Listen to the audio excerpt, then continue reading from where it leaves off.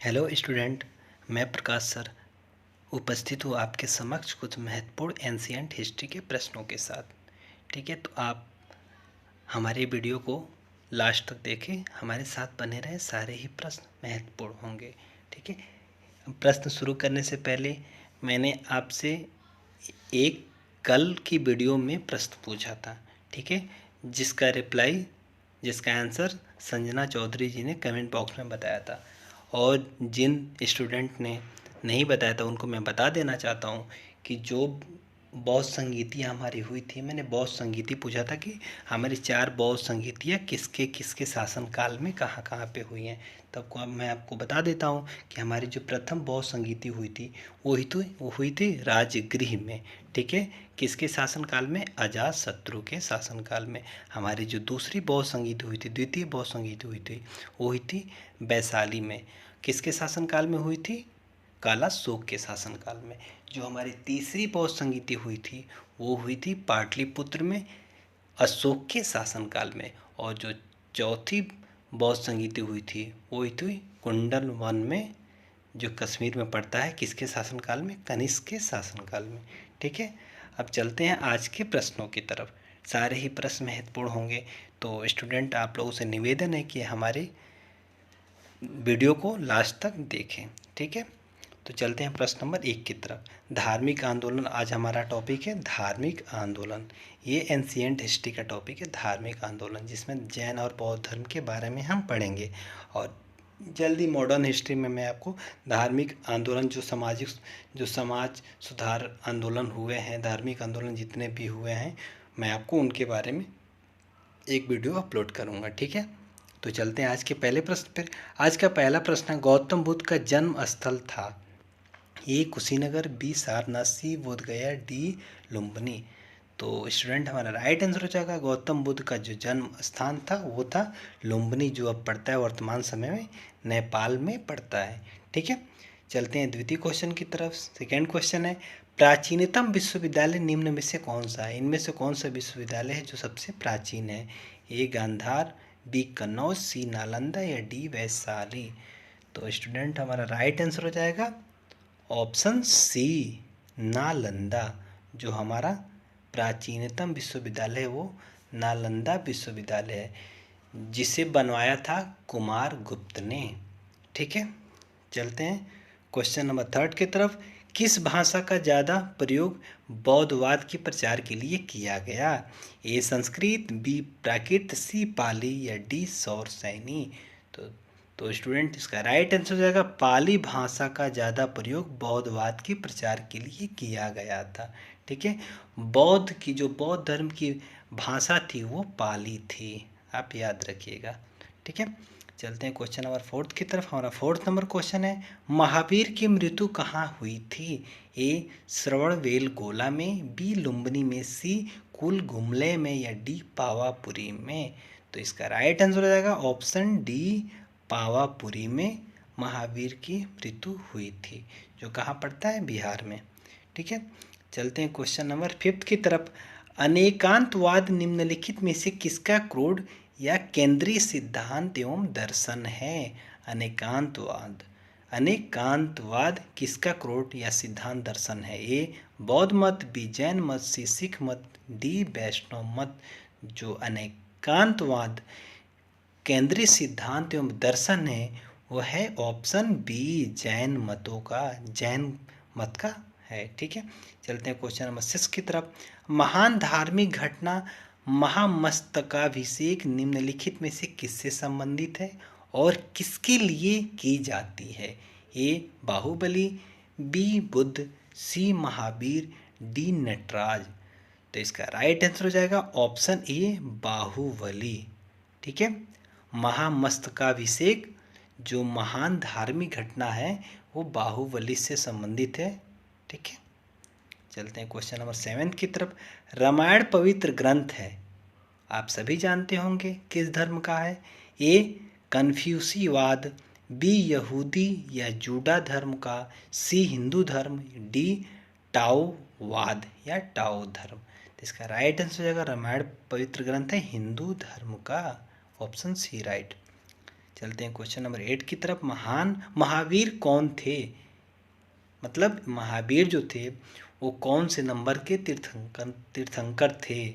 जैन धर्म के थे महावीर स्वामी जी, ये कौन से नंबर के तीर्थंकर थे? ऑप्शन ए है 21वें तीर्थंकर, ऑप्शन बी है 24वें तीर्थंकर, ऑप्शन सी है 23वें तीर्थंकर, ऑप्शन डी है 22वें तीर्थंकर।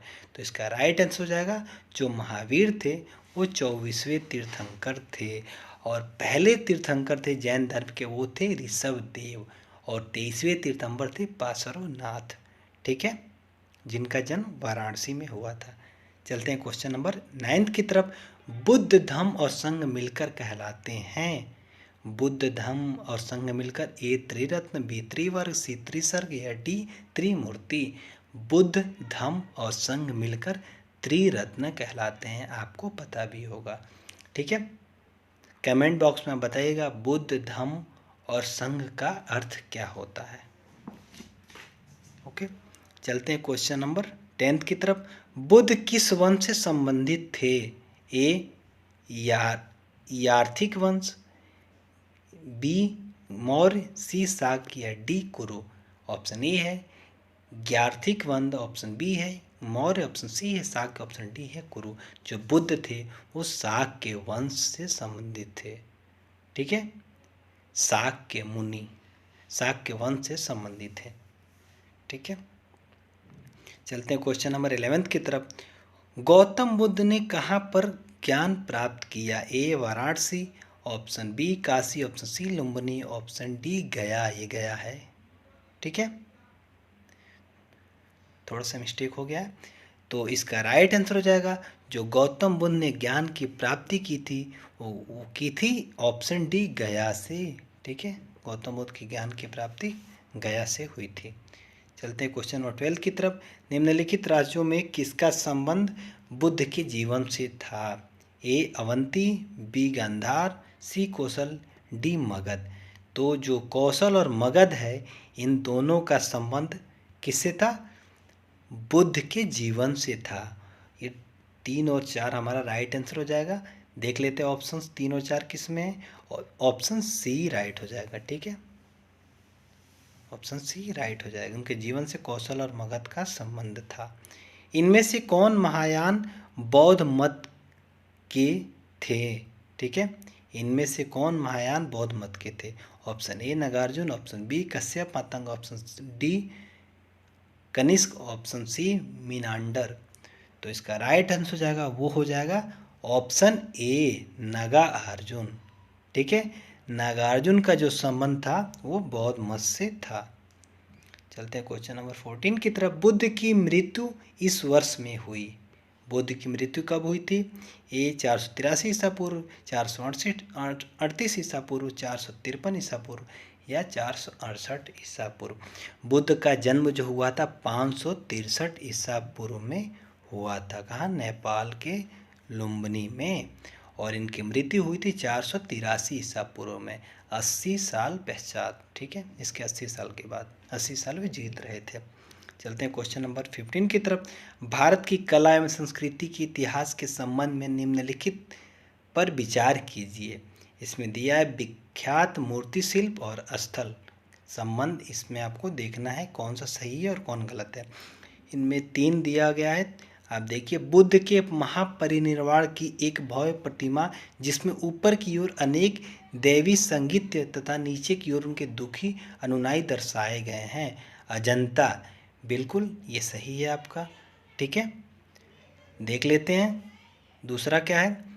हमारा दूसरा है प्रस्तर पर उत्कीर्ण विष्णु के वराह अवतार की विशाल प्रतिमा जिसमें वह देवी पृथ्वी को गहरे विक्षुब्ध सागर से उबारते दर्शाए गए। माउंट आबू, नहीं यहाँ का नहीं है, ये ऑप्शन हमारा गलत हो जाएगा, ठीक है।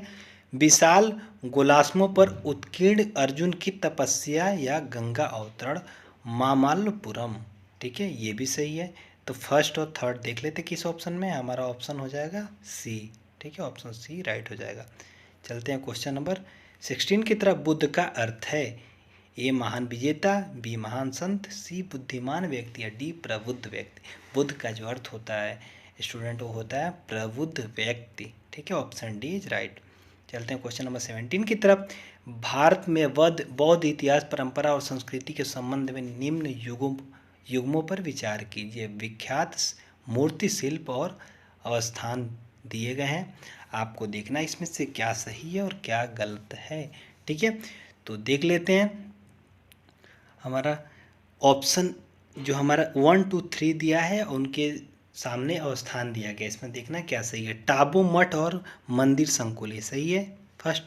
लहोत्सव लाखांग मंदिर नको, नहीं ये जास्कर घाटी में नहीं है, ठीक है, ये लद्दाख क्षेत्र में पड़ता है। अलची मंदिर संकुल लद्दाख, ये भी सही है। तो फर्स्ट और 3 सही है, हमारा ऑप्शन है सी। ठीक है, चलते हैं क्वेश्चन नंबर 18 की तरफ। सारनाथ में किसने अपना प्रथम उपदेश दिया था? ये महावीर ने, बी शंकराचार्य ने, सी पार्श्वनाथ ने, या डी बुद्ध ने। तो सारनाथ में जिसने अपना प्रथम उपदेश दिया था वो थे हमारे गौतम बुद्ध जी। ठीक है, चलते हैं क्वेश्चन नंबर 19 की तरफ। लुम्बिनी एक पवित्र स्थान है, ए मुस्लिमों का, बी बौद्धों का, सी ईसाइयों का, डी सिखों का। तो स्टूडेंट हमारा राइट आंसर हो जाएगा। आपको पता भी है कि जो लुम्बिनी एक पवित्र स्थान है वहाँ पे जन्म हुआ था गौतम बुद्ध का, तो जाहिर सी बात है इसका राइट आंसर हो जाएगा बौद्धों का। ठीक है, ऑप्शन बी इज राइट। आज का लास्ट और 20 नंबर क्वेश्चन है, जैन धर्म के 23वें तीर्थंकर कौन थे? अभी आपको मैंने ऊपर बताया था जैन धर्म के 23वें तीर्थंकर कौन थे। देख लेते हैं ऑप्शन। ऋषभ देव, महावीर स्वामी, पार्श्वनाथ या मल्लीनाथ। जो ऋषभ देव थे ये प्रथम तीर्थंकर थे, ठीक है, और जो महावीर स्वामी थे ये थे 24वें तीर्थंकर, और 23वें थे हमारे पार्श्वनाथ। ठीक है, याद रहेगा आपको। तो इसका राइट आंसर हो जाएगा ऑप्शन सी। ठीक है, पार्श्वनाथ। दोस्तों आपको वीडियो कैसा लगा कमेंट बॉक्स में बताएं। अगर अच्छा लगा हो तो वीडियो को लाइक करें, चैनल को सब्सक्राइब करें और अधिक से अधिक शेयर करें। Thank you for watching.